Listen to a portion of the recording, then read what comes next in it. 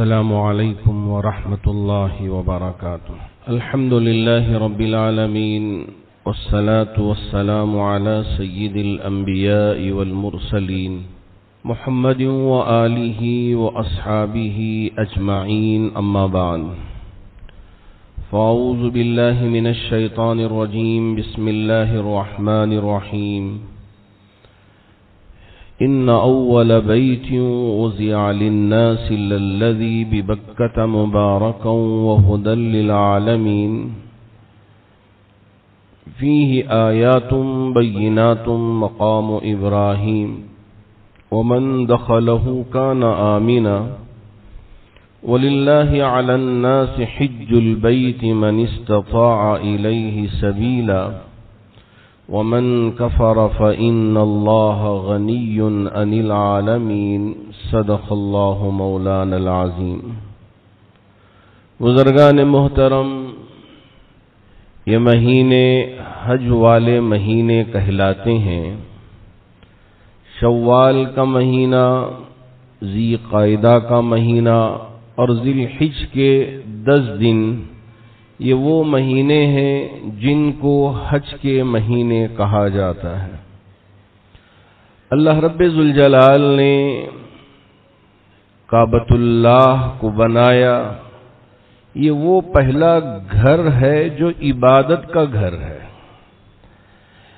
اسی لیے رب نے فرمایا ان اول بیت وضع للناس للذی ببکۃ مبارکا وہدی للعالمین. کعبۃ اللہ عبادت والا پہلا گھر ہے. ان اول بیت وضع للناس جو لوگوں کے لیے بنایا گیا. للذی ببکہ، بکہ سے مراد مکہ ہے، مکہ کو بکہ بھی کہا جاتا ہے. للذی ببکۃ، اب یہ شہر کیسا ہے؟ مبارکن. پہلی بات یہ ہے کہ یہ برکتوں والا شہر ہے. اسی لیے میرے نبی نے جب ہجرت کا آپ کو حکم دیا تو یہ فرمایا تھا میں مکے سے بڑی محبت کرتا ہوں اس لیے کہ یہ برکتوں والا شہر ہے. میں دل سے نہیں چاہتا کہ یہاں سے چھوڑ کے کہیں اور ہجرت کروں، اس لیے کہ رب کا گھر ہے، میں چھوڑ کر جانا نہیں چاہتا. اگر یہ لوگ مجھے نہ نکالتے تو میں یہیں قیام کرتا. مکے سے خطاب کر کے میرے نبی نے فرمایا تھا اے شہر مکہ میں تجھے بہت پیار کرتا ہوں، تجھ سے بڑی محبت کرتا ہوں. اگر یہاں والے مجھے نہ نکالتے تو کبھی میں تجھے چھوڑ کے نہیں جاتا تھا، میرے نبی نے فرمایا. اس لیے کہ یہ شہر مبارکن برکتوں والا، ہدی للعالمین اور عالمین کے لیے ہدایتوں والا اللہ رب ذوالجلال نے یہاں گھر بنایا ہے. اسی لیے حضرات علماء نے لکھا ہے، فقہاء نے، محدثین نے لکھا ہے کہ ہم کعبۃ اللہ میں بیٹھ کے ایک تو یہ ہے کہ طواف کر رہے ہیں، اللہ طواف کرنے پہ ثواب دیتے ہیں.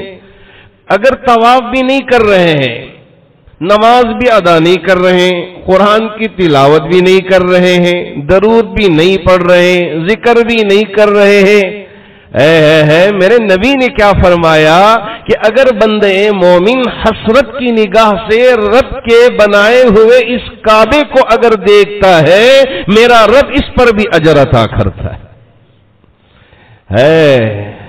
یوں کہے یہ رب کا گھر ہے، یہاں برکتیں اترتی ہیں، یہاں رحمتیں اترتی ہیں، یہاں سکون ملتا ہے. اگر بس دیکھتا رہا، اسے گھورتا رہا اور حسرت اپنے اندر پیدا کرتا رہا، میرے نبی نے فرمایا اس ادا پر بھی میرا رب دیکھنے والے کو اجر عطا کر دیتا ہے. فیہ آیات بینات، اس میں نشانیاں ہیں، واضح، بالکل واضح نشانیاں ہیں. میرے نبی نے اسی لیے فرمایا کہ ملتزم چپکنے کی جگہ کعبۃ اللہ کے دروازے کے نیچے کا حصہ میرے نبی نے کر کے بتایا کہ اپنے سینے مبارک کو کعبۃ اللہ کے اس حصے سے چمٹا کر دعا کر کے فرمایا کہ وہ مقدس جگہ ہے جہاں میرا رب بندے مومن کی دعا کرنے پہ قبول فرما لیتا ہے۔ فیہ آیات بینات، اس میں واضح نشانیاں، حتیم کا وہ حصہ کعبے میں شامل، بندے مومن کی نیت ہے کہ میں اللہ کے گھر میں جاؤں، 2 رکعت نماز ادا کروں، اس لیے کہ اب کعبے کا دروازہ کھولے اور وہاں جائے، وہاں نماز ادا کریں، بڑا مشکل ہے۔ ہم سب کے لیے اللہ نے آسان کر دیا کہ جاؤ حتیم میں، یہ کعبے کی جگہ ہے، یہاں 2 رکعت نماز ادا کر لو، آپ کے لیے کعبے میں پڑھنے سے جو اجر ملے گا وہی اجر یہاں پڑھنے پہ مل جائے گا۔ اور میزاب رحمت ہے وہ کعبے کی چھت جہاں بارش برستی ہے، اب جس پرنالے سے وہ پانی باہر نکلتا ہے اس پرنالے کو میزاب رحمت سے تشبیہ دی گئی کہ اللہ کی رحمت وہاں سے برستی ہے، وہاں سے پڑتی ہے۔ میرے نبی نے فرمایا اگر یہاں بھی کعبے کو تھام کے بندے مومن دعا کرتا ہے، میرا رب اس کی دعا بھی قبول کر لیتا ہے۔ فیہ آیات بینات مقام ابراہیم، ذرا یہاں حتیم سے اور ذرا آگے دیکھیں تو ایک مقام ابراہیم کا حجرہ بنایا ہے، وہاں اگر ہم ذرا دیکھتے ہیں گلاس کے ذریعے، وہ ایک پتھر ہے، اس پہ پیروں کے نشان ہے، اسی کو میرے رب نے فرمایا مقام ابراہیم۔ جی ہاں، یہ مقام ابراہیم ہے، وہ پتھر ہے جو لفٹ کا کام کیا تھا حضرت ابراہیم کے کعبے کی تعمیر کے زمانے میں 4000 سال پہلے۔ اس وقت نہ تو کوئی لفٹ تھا کہ ہم اوپر جائیں سامان لے کے لفٹ میں رکھ لیں اور اوپر چڑھا دیں، یا کوئی دوسرا طریقہ نہیں۔ اللہ نے اس وقت حکم دے دیا اس پتھر کو کہ ابراہیم ارادہ کریں، نیت کریں صرف کہ اوپر جانے کا تو تم اوپر چلے جانا، اگر ابراہیم ارادہ کریں نیچے آنے کا تو تم نیچے آ جانا۔ اسی لیے حضرت ابراہیم کے کھڑے ہونے سے اس پتھر پہ پیروں کے نشان پڑ گئے، تو میرے رب نے فرمایا مقام ابراہیم۔ یہ بھی برکت کی جگہ ہے، اسی لیے حضرات علماء نے، فقہاء نے لکھا ہے کہ 2 رکعت طواف سے فارغ ہونے کے بعد مقام ابراہیم کے سامنے ادا کر لیتا ہے، اگر وہاں جگہ نہ ملے مطاف میں جہاں بھی نماز پڑھ لے تو ہو جائے گی، لیکن بہتر جگہ مقام ابراہیم اور اس کے پیچھے کی جگہ ہے۔ اب اس کے بعد رب نے فرمایا وَمَن دَخَلَهُ كَانَ آمِنًا، جو کوئی بھی مکے کے اس شہر میں داخل ہو گیا اس نے امن پا لیا۔ وَمَن دَخَلَهُ كَانَ آمِنًا، اسی لیے میرے نبی نے فرمایا جو کوئی بھی جس جگہ سے، جہاں سے حج کے ارادے سے اپنا گھر چھوڑ دیا، اب یہ میرے رب کا مہمان بن گیا۔ میزبان اللہ ہے اور مہمان حاجی ہے، اسی لیے کہا گیا کہ یہ اللہ کا مہمان بن کے جا رہا ہے، جیسے ہی اپنے گھر کو چھوڑ دیا اب یہ مہمان ہو گیا اللہ کا، اور اللہ کے گھر کی طرف رواں دواں ہے اور اللہ کا مہمان بن کے جا رہا ہے۔ وَلِلَّهِ عَلَى النَّاسِ حِجُّ الْبَيْتِ مَنِ اسْتَطَاعَ إِلَيْهِ سَبِيلًا، پہلی بات میرے رب نے یہ فرمایا کہ للہ، اللہ کو راضی کرنے کے لیے، اللہ کو خوش کرنے کے لیے، اللہ کی رضا پانے کے لیے ہم اللہ کے مہمان بن کے جانا ہے، یہ نہیں کہ دفتر نکاح میں میرے لیے حاجی لکھا جائے، الحاج لکھا جائے، اگر نہ لکھیں تو ہم ناراض ہو جائیں گے، اس لیے کہ میں نے ٹائٹل حاصل کیا ہے، یہ ٹائٹل آپ نے نہیں لکھا، یہ کیسے آپ نے چھوڑ دیا، غلطی کر دیا، اب اس پر خفا ہو جاتے ہیں۔ بہت سارے ہمارے بھائی جب دفتر لکھنے کا موقع آتا ہے تو آ کے نام لکھاتے ہیں، اب وہ حاجی حاجی کہتے ہیں اس لیے کہ دفتر میں حاجی کا کوئی مقام نہیں ہے، صرف وہاں نام درکار ہوتا ہے۔ اب صاحب بھی لکھواتے ہیں، یہ کہاں سے؟ آپ کے اگر کوئی سرٹیفکیٹ ہو، اس سرٹیفکیٹ میں صرف آپ کے اور آپ کے والد کا نام ہوگا، یہ ہے کہ پورے ٹائٹلز وہاں لکھے جائیں گے۔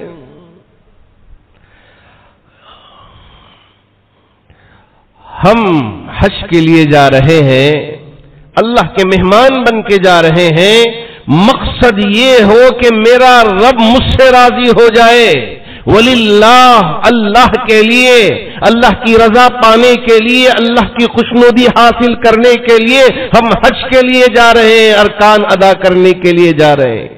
اسی لیے یہ وہ عبادت ہے جو مالی بھی ہے، جو بدنی بھی ہے۔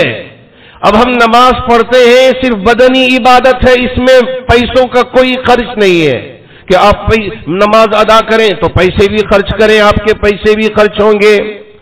اسی طرح آپ روزہ رکھیں، یہ تو صرف بدنی عبادت ہے، اس میں پیسوں کا کوئی خرچ نہیں ہے کہ اگر آپ روزہ رکھنا ہو تو اتنا ٹیکس ادا کرنا ہے، اتنے پیسے خرچ کریں گے، جب جا کر ہی آپ کا روزہ قابل قبول ہوگا۔ اب رہی بات زکوٰۃ کی، یہ تو صرف مالی عبادت ہے، یہاں جسمانی نہیں ہے، بدنی نہیں ہے۔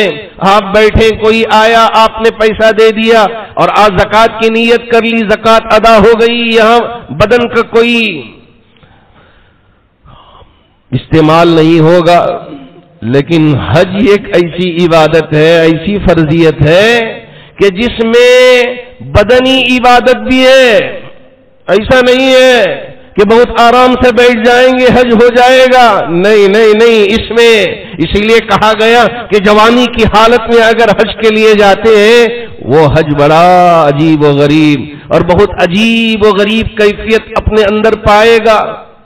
لیکن آج کل چونکہ ایک ماحول سا بن گیا ہے کہ پہلے بیٹیوں کی شادی، بچوں کی شادی اور گھر بنا دیں، پھر وہ ساری ذمہ داری ادا کریں، اس کے بعد حج کے لیے تشریف لے جائیں۔ کب؟ جبکہ ہم بوڑھے ہو گئے ہوں، چلنا بھی بڑا مشکل ہو رہا ہو، اور اس کے بعد کوئی ہمارے لیے سفر میں ساتھی بن جائے تاکہ وہ ہمارے بوجھ کو برداشت کر سکے۔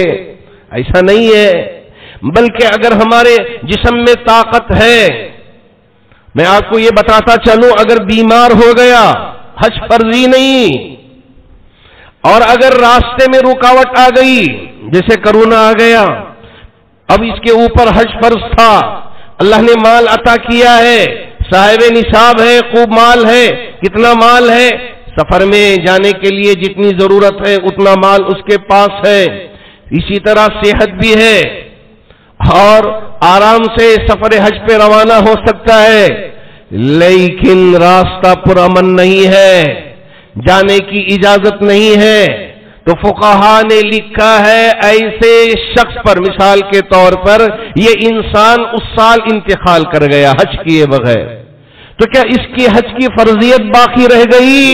فقہا نے لکھا ہے اس پر حج فرضی نہیں ہوا، حج فرضی نہیں ہوا۔ اب یہ ہے کہ عورت، اس کے پاس مال بھی ہے، اس کے پاس زاد راہ بھی ہے، یعنی جانے کے لیے پیسہ یہ بھی ہے، اور ساتھ ساتھ صحت بھی ہے، تندرستی بھی ہے، لیکن محرم نہیں ہے۔ اس کے ساتھ اس کا محرم جیسے شوہر ہے، باپ ہے، بیٹا ہے، چچا ہے، ماموں ہے، یا چچا زاد، یعنی چچا زاد بھائی تو نہیں ہوں گے، پھوپا ہے، یہ اس طرح کے جو بھی رشتے ہیں جو محرم کہلاتے ہیں، وہ رشتہ اگر ہو تو اس کے ساتھ سفر حج پہ جا سکتی ہے۔ تو یہاں عورت کے لیے حج کے فرض ہونے کے لیے شرط لگائی گئی محرم کا بھی ہونا۔ اگر محرم نہیں ہے اس پر حج فرض ہی نہیں ہے۔ اب اگر وہ جاتی ہے کہ بغیر محرم کے جا رہی ہے اس لیے کہ اب حکومت نے اجازت دے دی، یہ احناف کے پاس بھی ہے اور دوسرے مسلکوں کے مذہبوں کے پاس بھی ہے، اور اگر دوسرے مذہب والے بغیر محرم کے عورت کو جانے کی اجازت دیں تو ہم اس پر نکیر نہ کریں، ہم اس پر کوئی تان تشنی نہ کریں، یہ کیسے سفر پہ جا رہی ہے، یہ کیسے حج پہ جا رہی ہے۔ نہ آپ جس مذہب پہ عمل کر رہے ہیں اس کے امام جو بات کہیں آپ اس پر عمل کر لیں، اور اگر دوسرے مذاہب کے لوگ ائمہ اس کی اجازت دے دیتے ہیں تو اس پر ہم کو تان تشنی کرنا، اس پر نکیر کرنا، اس پر باتیں بنانا یہ ہمارے لیے مناسب نہیں ہے۔ اسی لیے بعض لوگوں نے کہا کہ یہ کیوں اتنا اختلاف ہے ائمہ کے درمیان میں، اگر سب ایک ہی بات پہ متفق ہو جاتے تو کتنا اچھا ہوتا۔ یہ ائمہ بعض یہ کہتے ہیں، بعض ائمہ وہ کہتے ہیں، یہ ائمہ میں اختلاف کیوں ہوا؟ نبی ایک ہے تو ساری عبادتیں ایک طرح کی ہونی چاہیے۔ یاد رکھیں ائمہ کے درمیان میں اختلاف ہونا ہمارے لیے رحمت ہے، ہمارے لیے آسانیاں ہیں، اس لیے ہم کبھی کسی امام کے طرز پر اور ان کی بتائی ہوئی باتوں پر انگلی اٹھانا یہ ہمارے لیے مناسب نہیں ہے۔ آپ جس مذہب پر چاہے عمل کریں، جس مسلک پر چاہے عمل کریں، لیکن خود یہ سمجھ جانا کہ میں جو کر رہا ہوں وہی صحیح ہے اور جو دوسرا کر رہا ہے وہ بالکل غلط راستے پہ چل رہا ہے، اس طرح کی بات کرنا یہ ہمارے لیے مناسب نہیں معلوم ہوتا، بلکہ ہم اس سلسلے میں اپنی زبان کو ذرا احتیاط سے استعمال کریں، سب کو محبت کی نگاہ سے دیکھیں۔ اس لیے کہ جہاں میں تراویح سناتا تھا تقریباً کئی مسلکوں کے لوگ ایک امام کے پیچھے نماز ادا کرتے، حنبلی بھی ہوتے، شوافی بھی ہوتے، مالکی بھی ہوتے، حنفی بھی ہوتے، اہل حدیث بھی ہوتے، سلفی بھی ہوتے، حتیٰ کہ شیعہ بھی نماز پڑھنے کے لیے آیا کرتے تھے، تراویح پڑھتے تھے پیچھے۔ اب جب روزہ کھولنے کا وقت ہوتا تو شیعہ کے پاس ذرا دیر سے ان کے روزے کا وقت ہوتا ہے شیعہ کے پاس۔ اب ہمارے پاس مثال کے طور پہ 6:40 پہ ہو رہا ہے تو ان کے پاس 7 پہ یا 7:10 پہ ہوتا ہے۔ اب ہم سب روزہ کھولتے تھے، اب وہ ذرا انتظار کر لیتے، تو ہم ان کو یہ نہیں کہتے بھئی اب کیا ہو گیا ٹائم تو کھول دو، کیوں آپ انتظار کر رہے ہو؟ کبھی کوئی گڑبڑ نہیں، کوئی تان تشنی نہیں، جو جس مذہب پہ عمل کرنا چاہتا ہے عمل کریں، لیکن ہم ان پر تان تشنی کر کے ان کے دائرے کو تنگ کر کے ان کے ساتھ گالی گلوچ کرنا یہ مناسب نہیں ہے، یہ برا عمل ہو جائے گا۔ اللہ رب ذوالجلال نے ائمہ میں اختلاف کے ذریعے امت میں رحمت پیدا فرمایا ہے، اسے ہم زحمت نہ سمجھیں۔ بہت سارے ہماری مسجد میں بھی نماز پڑھنے کے لیے آتے ہیں، کوئی شافی مسلک کا ہوتا ہے، کوئی حنبلی مسلک کا ہوتا ہے، کوئی حنفی مسلک کا، کوئی اہل حدیث کا ہوتا ہے، سب یہاں ایک امام کے پیچھے نماز پڑھتے ہیں۔ کبھی ہم شوافی مسجد میں چلے جائیں تو شافی امام نماز پڑھاتے ہیں اور ہم ان کے پیچھے نماز ادا کر لیتے ہیں، کبھی مالکی کے پیچھے چلے گئے ہاتھ چھوڑ کے نماز پڑھتے ہیں۔ اب ہم ان کے پیچھے نماز ادا کرتے ہی تو نماز ہوگی نہیں ہوگی؟ بالکل نماز ادا ہوگی، اس میں کسی طرح کی کوئی خبات نہیں ہے۔ اب ہم حرم میں چلے جائیں، وہاں کے ائمہ حنبلی ہوتے ہیں تو اب حنبلی کے پیچھے ہم نماز پڑھتے ہیں۔ لوگ مجھ سے پوچھتے ہیں حضرت جب رمضان میں جائیں تو ان کی وتر ذرا الگ ہوتی ہے تو کیا ہم وتر چھوڑ کے الگ وتر پڑھ لیں؟ نہیں، امام کے پیچھے جب ہم ادا کرتے ہیں، امام جس طرح سے نماز ادا کرتا ہے اسی طرح سے ہم ادا کر لیں، ہماری نماز ادا ہوگی۔ آج اس اختلاف کو ہم نے دشمنی کا شکل دے دیا، اس وجہ سے ہم ایک دوسرے سے نفرت کرنے لگ جاتے ہیں، ایک دوسرے سے دوری اختیار کر لیتے ہیں، جبکہ یہ ساری چیزیں الگ الگ ہو کر بھی ایک ہونا یہی اسلام کی سب سے بہترین مثال ہے۔ اللہ رب ذوالجلال نے فرمایا وَلِلَّهِ عَلَى النَّاسِ حِجُّ الْبَيْتِ مَنِ اسْتَطَاعَ إِلَيْهِ سَبِيلًا، جو راستے کی طاقت کی استطاعت رکھتا ہو، زیادہ راہ پہ صحت کے ساتھ ہوتا ہے، اس پر اللہ نے حج کو فرض قرار دیا ہے۔ ہاں، جس کے پاس یہ ساری چیزیں نہیں ہیں اس پر حج فرضی نہیں ہے۔ اگر ہماری عورتیں بغیر محرم کے جانا چاہیں، احناف کے پاس اس کی اجازت نہیں ہے کہ خود عورت ہی نکل کے بغیر محرم کے سفر حج پہ چلے جائے اور یہ سوچے میں تو آزاد ہوں، اب میں جاؤں گی تو کون روکنے والا ہے؟ کوئی روکے گا نہیں، لیکن یہ کرنا مناسب نہیں ہے۔ اس وجہ سے بہتر یہ ہے کہ محرم کو ساتھ لے جائے۔ اب کسی نے پوچھا مجھ سے کہ عدت میں ہے، اب عدت کی حالت میں اس نے حج کے سفر پہ جانے کا ارادہ کیا تھا پہلے ہی، لیکن شوہر کا انتقال ہو گیا، اب عدت میں ہے تو کیا کرے؟ حج کے لیے نکل جائے؟ عدت پوری کرنا چاہیے۔ عورت کے لیے کچھ مسئلے ہیں، ان مسئلوں پہ عمل کرنا، یہ دین آسان ہے، الدین یسر، اور اللہ رب ذوالجلال نے مکلف جتنی ہم کو طاقت ہے اتنا ہی مکلف بنایا ہے۔ لا یکلف اللہ نفسا الا وسعها، ہم جتنی وسعت رکھتے ہیں، جتنی طاقت رکھتے ہیں، اتنا ہی اللہ نے ہم کو دین کا مکلف بنایا ہے۔ اگر ہم کھڑے ہو کے نماز نہیں پڑھ سکتے، بیٹھ کے نماز پڑھ لیں، اگر بیٹھ کے نہیں پڑھ سکتے لیٹ کے نماز پڑھ لیں، لیٹ کر بھی نماز پڑھنے کی طاقت نہ ہو تو ایسی صورت میں ہم دل کی نماز پڑھ لیں، اس کی اجازت نہیں ہے، مؤخر کریں حتیٰ کہ ہم کو اللہ اس بات کی طاقت دے دے کہ ہم لیٹ کر سجدے کو اور اسی طرح رکوع کو اشارے سے پڑھ لیں، نماز ادا ہو جائے گی۔ بیماری ہے، پانی استعمال کرنا ہمارے لیے بیماری کے بڑھانے کے لیے سبب بن جائے گا۔ میں نے نبی نے ہمارے لیے اجازت دے دی کہ اگر آپ پانی سے وضو نہیں کر سکتے، آپ مٹی سے تیمم کر لو، پاکی ہو جائے گی۔ غسل واجب ہے، باوجود غسل واجب ہونے کے ہم پانی استعمال نہیں کر سکتے، سخت بخار ہے، کیا کریں؟ تیمم کر لیں غسل کے لیے۔ پانی نہیں ہے، کیا کریں؟ نماز آپ تیمم کر کے ادا کر لیں۔ اسی لیے رب نے فرمایا لا یکلف اللہ نفسا الا وسعها، اتنی سہولت دینے کے باوجود اگر مسلمان نماز کو چھوڑ دیتا ہے، اگر مسلمان اللہ کے بتائے ہوئے احکامات کو پش ڈال دیتا ہے تو ہم سے زیادہ میں یوں کہوں کہ منحوس کون ہو سکتا ہے؟ استغفر اللہ۔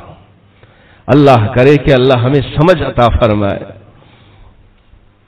تو ہم یہ حج کے لیے جو جاتے ہیں اللہ کی رضا پانے کے لیے، ہاں اگر کوئی یوں کہے میں حج نہیں کروں گا، حج کو مانتا ہی نہیں، میں یہ حج کے فریضے کو سمجھتا نہیں، اگر کوئی یوں کہے، میرے رب نے فرمایا کہ وَمَن كَفَرَ فَإِنَّ اللَّهَ غَنِيٌّ عَنِ الْعَالَمِينَ، جو کوئی حج کا منکر ہو اللہ اس سے بے نیاز ہے۔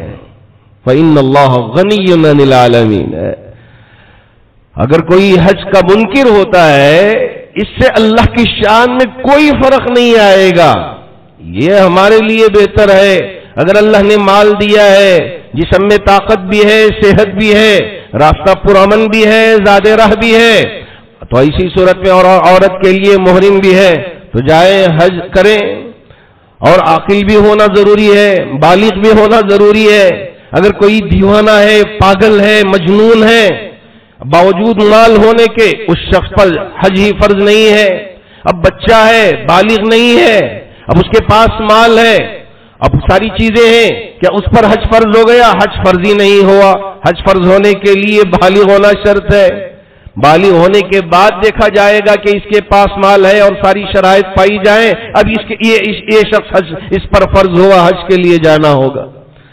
اور زندگی میں ایک مرتبہ حج فرض ہے، یاد رکھیں، زندگی میں ایک مرتبہ حج فرض ہے، اور اگر کوئی شخص ایک مرتبہ کے علاوہ دوسری مرتبہ تیسری مرتبہ جائے، اب ایک شخص وہ ہے جو صرف یہ ایک مرتبہ گیا اور چپ ہو گیا.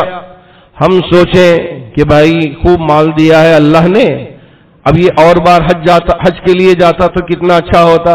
دیکھو یہ کیوں نہیں جا رہا ہے، یہ بڑا بدبخت انسان ہے، یہ بڑا برا انسان ہے. کبھی ایسا نہ کہیں، اس لیے کہ اس نے فرض ادا کر لیا، ہو گیا، ایک اپنے یعنی فرضیت سے فارغ ہو گیا. اب اس پر تان تشنی کرنا، اب اس کے سلسلے میں برا بھلا کہنا، یہ ہمارے لیے مناسب نہیں. اگر کوئی شخص شوق سے دوسری مرتبہ گیا، تیسری مرتبہ گیا، اب یوں کہنا کہ کتنا مال ضائع کر رہا ہے، اوہو بڑا ریاکار انسان ہے، دوسری مرتبہ، تیسری مرتبہ، چوتھی مرتبہ جا رہا ہے، یوں بھی نہ کہا جائے. اگر بندے کا شوق ہو، جذبہ ہو، اللہ کے گھر بار بار پہنچ کے جانا مثابۃ للناس بنایا ہے کہ بار بار لوٹنے کی جگہ ہے کہ ہم وہ گھر جائیں گے. حضرت ابوبکر صدیق رضی اللہ تعالیٰ عنہ، اس کے بعد حضرت عمر فاروق، لوگ کہتے ہیں کہ اللہ کے رسول علیہ الصلوۃ والسلام نے اپنی زندگی میں ایک ہی مرتبہ حج ادا کیا ہے تو اس لیے ایک ہی مرتبہ کرنا ہے. اب جب نبی نے نہیں کیا تو پھر کیوں ہم دوسری مرتبہ، تیسری مرتبہ حج کے لیے جائیں؟ یہ تو دکھاوا ہو گیا، بار بار جا رہے ہیں حج کے لیے. ذرا سمجھنے کی ضرورت ہے. حج جو فرض ہوا وہ 9 ہجری میں فرض ہوا. اس سال میرے نبی نے حضرت ابوبکر کو امیر الحج اور ان کے ساتھ اپنے داماد حضرت علی کو ساتھ کر دیا، کہا کہ جاؤ اس سال تم جا کے حج کے اس فریضے کو ادا کر کے آ جائے. 10 ہجری میں میرے نبی نے حجۃ الوداع فرمایا. اب اس کے بعد آپ دنیا سے رخصت ہو گئے ربیع الاول کے مہینے میں. جب آپ کو اللہ نے حیات عطا نہیں کیا تو پھر حج کرنے کا سوال ہی نہیں ہوگا. پوری زندگی میں آپ نے 4 عمرے کیے تھے. ایک عمرہ یہ حجۃ الوداع کے ساتھ اور اس کے علاوہ 3 عمرے میرے نبی نے فرمائے تھے. تو 4 عمرے آپ نے اپنی زندگی میں فرمائے. لیکن بعد کے جو خلفاء ہیں، حضرت ابوبکر ہوں، حضرت عمر ہوں، حضرت عثمان ہوں، حضرت علی ہوں، انہوں نے کئی حج کیے ہیں. اس وجہ سے ہم یوں کہنا کہ میرے نبی نے صرف ایک مرتبہ زندگی میں حج کیا تھا، اس لیے ہم ایک مرتبہ ہی حج کریں گے، اور جو زیادہ کر رہے ہیں 2 بار 3 بار یہ بالکل غلط کر رہے ہیں. اس طرح کی اگر ہماری گفتگو ہوگی تو یہ غلط گفتگو ہوگی. اللہ نے اگر کسی کو توفیق دے دیا جا رہے ہو، ہم ان کے لیے دعا کریں، اللہ آپ کے حج کو قبول فرمائے، اللہ آپ کی عبادت کو قبول فرمائے. اگر کسی نے عمرے پہ ہر سال جانے کا ماشاءاللہ ایک طریقہ اختیار کر لیا جا رہا ہے، ہم اسے بھی برا نہ سمجھیں، بلکہ اس کے حق میں بھی دعا کریں اور اس سے دعا کی گزارش کریں کہ آپ جا رہے ہیں اللہ کا گھر، اسے ہم پھرنے کی جگہ نہ بنا لیں. یہ آپ ذرا ذہن میں رکھ لیں. ہم چھٹیاں منانے کے لیے ادھر ادھر جاتے تھے، اب یہاں وہاں جانے کے بجائے چھٹیاں منانے کے لیے حرم ہی چلے جاتے ہیں. بعض لوگ اس طرح سے بھی کہہ لیتے ہیں، ارے بھائی عبادت کی جگہ ہے، اللہ کا گھر ہے، اور نبی کے روزے پہ ہم حاضری دینے کے لیے جاتے ہیں، تو اگر ہم وہاں چھٹیاں منانے کے لیے جائیں، سیر تفریح کے لیے جائیں، یہ مناسب نہیں ہے. یہاں ہم جائیں تو عبادت کی نیت سے سفر کر کے نکلے کہ میرے رب کا گھر ہے، یہاں نماز پڑھیں گے تو 1 نماز پر 1,00,000 نماز پڑھنے کا ثواب ملتا ہے، اور میرے نبی کی مسجد نبوی میں ہم نماز ادا کرتے ہیں تو 50,000 نماز پڑھنے کا ثواب میرا رب عطا کرتا ہے. اس لیے اب یہاں ہم جا کے دعا کرتے ہیں، تڑپتے ہیں، بلکتے ہیں، سسکتے ہیں، اور اپنے لیے اور پوری انسانیت کے لیے، اپنے ملک کے لیے دعا کرتے ہیں. میرا رب دعا قبول کرتا ہے. نیت لے کے جائیں کہ اللہ نے اگر ہم کو توفیق دے دیا تو ہم خوب جم کے عبادت کریں گے، سیر و تفریح کے ارادے سے نہیں، اس لیے کہ ہم جس ارادے سے جائیں گے میرے رب کا فیصلہ بھی اسی طرح کا ہوگا، میرے رب کے طرف سے بھی انعامات اسی طرح کے ملیں گے. اگر ہماری نیت یہ ہو کہ میرے رب کا گھر ہے، یہاں برکتیں پانے کے لیے، یہاں رحمتیں پانے کے لیے، اپنے ایمان کے اندر اور طاقت پیدا کرنے کے لیے اور میرے ایمان کو مضبوط کرنے کے لیے میں وہاں جا رہا ہوں اور میرے رب کا مہمان بن کے جا رہا ہوں۔ یہ اگر نیت ہے بہت مبارکباد کے قابل ہے۔ اگر ایسی نیت نہیں ہے تو ایسی صورت میں یاد رکھیں مناسب معلوم نہیں ہوتا کہ ہم دوسری سیر و تفریح کی نیت سے کہ ہم وہاں جائیں گھوم کے آئیں۔ آج کل بعض احباب نے آ کے مجھ سے کہا حضرت آج کل ایڈ بھی دکھایا جا رہا ہے کہ سعودی عرب کو سیر و تفریح کے لیے بھی جائیں، تو اب بہت سارے لوگ سیر و تفریح کے لیے نکل رہے ہیں۔ دوسرے لوگ جائیں تو جائیں، لیکن ایک ایمان والا ایک مسلمان اگر مکے کو جاتا ہے تو اللہ کے گھر کے دیدار کے لیے جاتا ہے، طواف کے لیے جاتا ہے، دیوانہ وار طواف کرنے کے لیے کہ میرے نبی نے بھی طواف کیا تھا۔ میں اسی مقصد کو پورا کرنے کے لیے، اسی ادا کو پورا کرنے کے لیے میں اللہ کے گھر پہنچ رہا ہوں۔ میرے نبی نے وہاں دعائیں مانگی تھی، میرے رب نے قبول کیا تھا، میں اس مقصد کے لیے جا رہا ہوں۔ میرے نبی نے اپنے سینے کو کعبے سے لگایا تھا، میں اس ادا کو پورا کرنے کے لیے جا رہا ہوں۔ ملتزم میں یعنی اسی طرح میزاب رحمت کے نیچے میرے نبی نے دعا کی تھی، مطاف میں دعا کی تھی، مسجد حرام میں دعا کی تھی۔ میں نے بھی اس مقصد کے لیے وہاں کا سفر کا ارادہ کیا ہے تاکہ وہاں پہنچ کے میں بھی دعا کروں۔ صفا و مروہ، ایک طرف صفا ایک طرف مروہ، صفا پہ کھڑے ہو کے کعبہ نظر آتا ہے۔ میرے نبی نے کعبے کو دیکھ کے وہاں بھی دعا کی تھی، میں بھی جاؤں گا، عمرے کے ارکان ادا کروں گا اور کعبے کی طرف اپنے چہرے کو کر کے میرے رب کو منانے کی کوشش کروں گا، میرے رب کی بارگاہ میں پکارنے کی کوشش کروں گا۔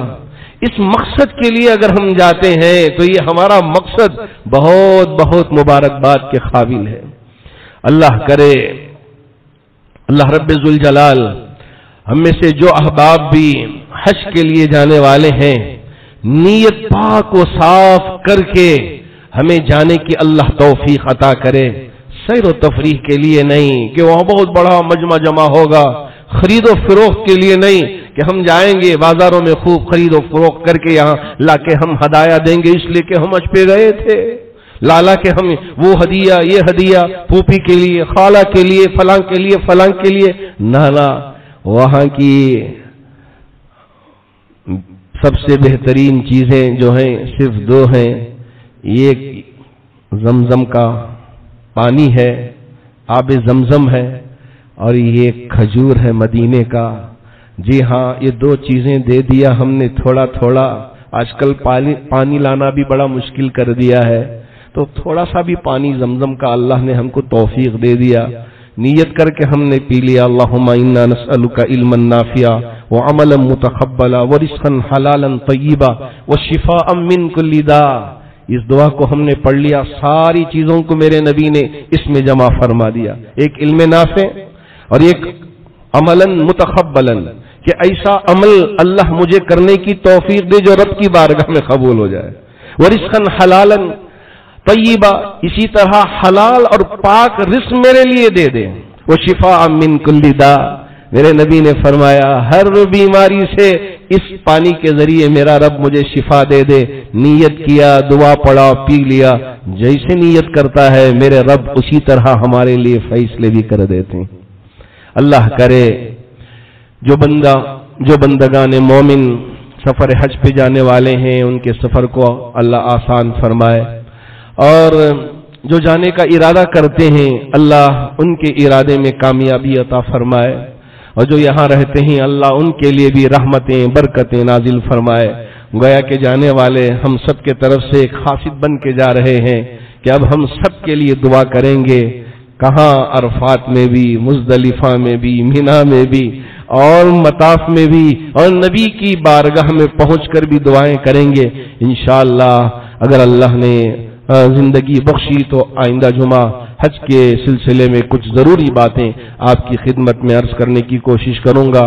دعا کریں کہ اللہ رب ذوالجلال ہمارے لیے اور جو احباب حج کے لیے جانے والے ہیں ان کے لیے نیت پاک و صاف کرنے اور حلال مال اختیار کرنے کی طاقت و توفیق عطا فرمائے۔ حاضرین باتمکین، پہلی بات تو یہ ہے کہ یہ مہینے کی پہلی جمعہ ہے۔